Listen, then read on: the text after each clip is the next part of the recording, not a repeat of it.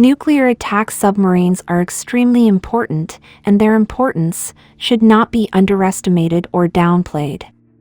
Similar to multirole fighter jets, a nuclear attack submarine is capable of executing a wide array of missions. These include anti-submarine warfare, intelligence gathering, and precision strike capabilities, providing a nation with a formidable tool for both offensive and defensive operations in maritime theaters. While SSBNs can also perform such missions, they are primarily built for strategic deterrence and are not as fast as SSNs, which is crucial for evasive maneuvers.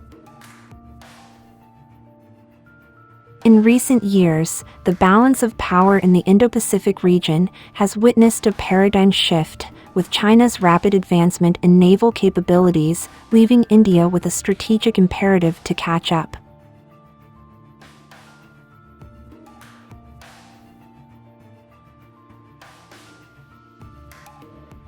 Remember how China reacted when AUKUS unveiled their plan to create a new fleet of nuclear-powered submarines to counter China's influence in the Indo-Pacific. China's reaction was one of panic, condemning the development and accusing Australia of breaching global rules on the spread of nuclear weapons. They understand that this new capability among their adversaries will certainly make it harder to assert power in the Indo-Pacific. Additionally, India is also gearing up to acquire these systems, further adding to China's concerns and headaches in asserting its dominance in the region. As of 2023, China boasts a fleet of over 340 warships and submarines, which includes 17 Yuan-class diesel-electric attack submarines, 6 operational Jin-class ballistic missile submarines, and 6 Shan-class nuclear-powered attack submarines. In contrast, India has more than 150 warships and submarines. Currently, India operates 16 diesel-electric submarines and 2 SSBNs, with no nuclear attack submarines in service.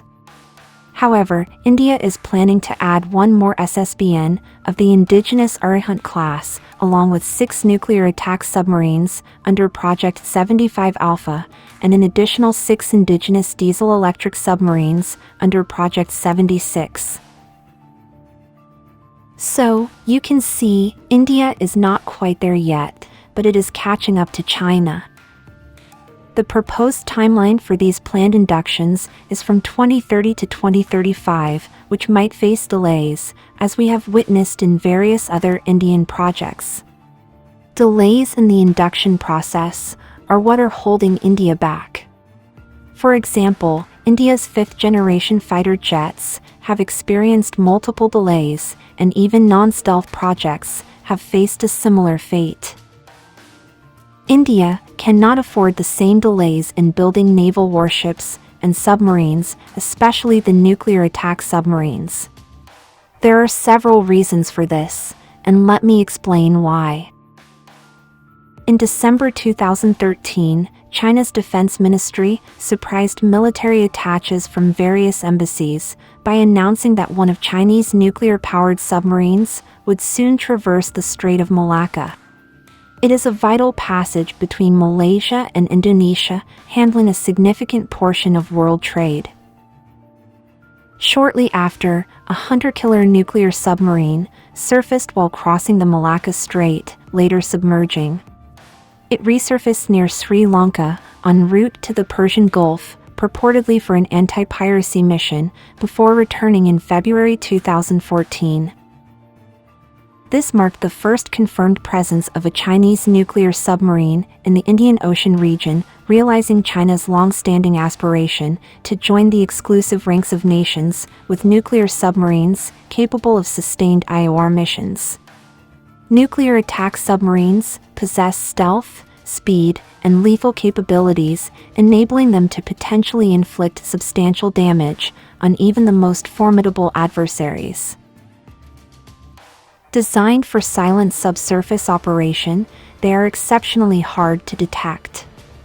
Armed with torpedoes, cruise missiles, and special operations equipment, they can target surface ships, submarines, and coastal installations.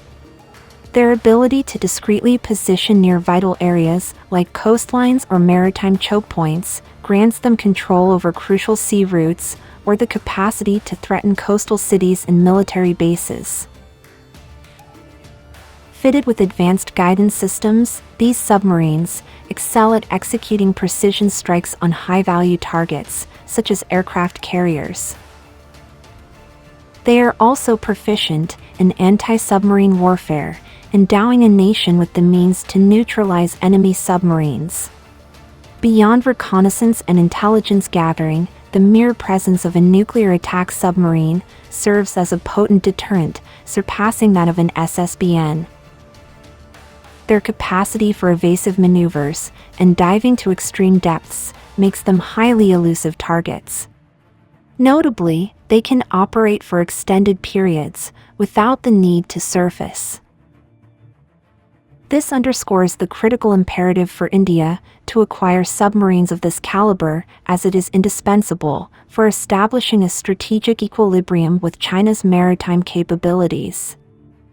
Failing to do so would leave India's high-value assets vulnerably exposed, akin to sitting ducks, in the face of China's formidable naval prowess.